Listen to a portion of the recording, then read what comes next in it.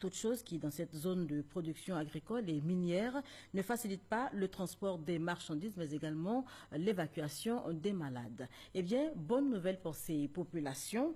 Le préfet du département a annoncé le début des travaux routiers. Walter Amadou Ouattara. Localité de l'ouest de la Côte d'Ivoire, dans la région du Tompé, Sipilou est depuis juillet 2012 chef-lieu du département avec plus de 40 000 habitants. Jadis prospère et importante ville de la frontière Côte d'Ivoire-Guinée à cause de ses richesses minières et agricoles. Aujourd'hui, les différents secteurs d'activité tournent au ralenti. Sipilou se meurt. Le mal est connu. Pour se rendre à Sipilou, que d'obstacles à franchir. C'est une vraie formation. La suite, c'est du no comment.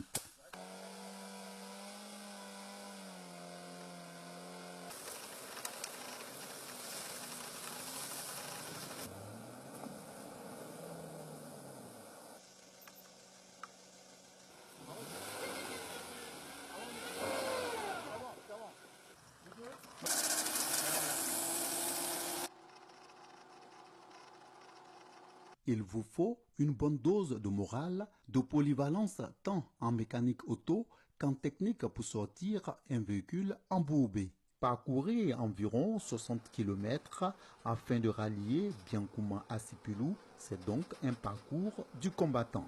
Bon, ce sont les chaussures plastiques que nous sommes quittés à Abidjan avec ça. À chaque mois que nous apprêtons cette voie, au moins on fait 4 jours de Biancouma à Sipilou. Quand il pleut, nous sommes obligés de s'arrêter. C'est qui a fait que les voitures sont encore stationnées là. L'autre va tirer, après si on peut emprunter la voie. Hier, nous on a dormi à Babrasso. Donc on a continué un peu la voie, parce que nous sommes arrivés ici. Ça fait 3e étape que nous sommes arrêtés comme ça. Les conséquences sont nombreuses. Population et autorités préfectorales en parlent. Un sac de ciment, c'est plus ça coûte à 6 000 francs. Pourquoi? Quand on prend un moment, le transport coûte très cher. Tu vas à la gare de Fakabré pour dire que tu vas prendre un camion pour venir à Sipilou aussi. Il y a le chauffeur qui nous dit carrément, même si tu me donnes 1 million, je ne vais pas à Sipilou. Les fonctionnaires qui viennent ici, et tous quand ils viennent là, ils ont envie de partir. Nos voisins guinéens qui doivent venir. Et aussi à cause de l'état, la route là, ils ne viennent plus. Donc vraiment, on vit isolément à Sipilou aussi aujourd'hui. Avant, pour un chargement de 3 moteurs pour pouvoir envoyer nos marchandises, on dépensait à la rigueur 100 000 francs. Et aujourd'hui, il faut 300 000 francs. Maintenant, quand nous ajoutons sur la marchandise, la population se plaigne. Et nous aussi, qu'est-ce qu'on dit au retour? Compte tenu de l'état de la route, on ne peut pas faire autrement. Voilà les camions qui sont garés. On n'a pas de route. À cause de route, tous les transporteurs, ils sont paralysés, ils sont tombés. L'impact se perçoit sur tous les domaines, que ce soit économique, même sécuritaire, et que ce soit sanitaire. Prenez un malade qui, en raison de son état de santé, doit être évacué au CHR de Mans. L'ambulance fera à tout le moins 6 heures sur cette route. Il y a la côte de Yibaville que nous appelons ici communément championnat. La côte, elle est très dangereuse. C'est là-bas qui me fatigue le plus souvent. Et après Yibaville, il y a Yamaple qu'on appelle Kitapele. 7 coins vraiment très dangereux sur cette route. Je me rappelle bien, j'ai pris un monsieur ici qu'on partait, on a lutté. Et c'est à côté de ce que je parle, Koumabana, c'est là-bas le monsieur. Ça fait 8 heures de temps. Et l'ambulance même est foncée. On est obligé de faire tout. Et c'est les gens que je suis allé les chercher pour venir m'aider, qu'on a fait sortir le mois où on fait sortir l'ambulance. Les mécaniciens auto et artisans des autres corps de métier qui devraient en principe tirer profit des nombreuses pannes de véhicules empruntant cette route, si c'en est encore une, se plaignent également de la rareté de la clientèle.